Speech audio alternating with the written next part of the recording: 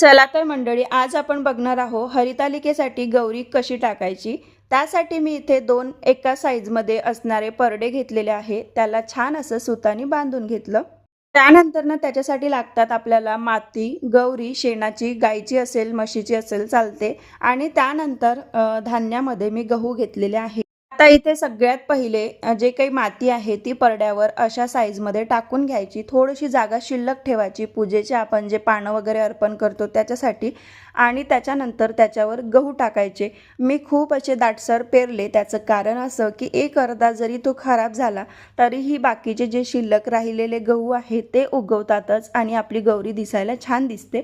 त्यानंतर ना त्याच्यावर जी आपली गौरी असते गाईच्या शेणाची ती पावडर करून पूर्णपणे त्याला कवर करून घेतलं। आणि आता याला झाकून ठेवणार आणि गरजेनुसार रोज याला उघडून अंघोळ झाली की पाणी टाकत जाणार।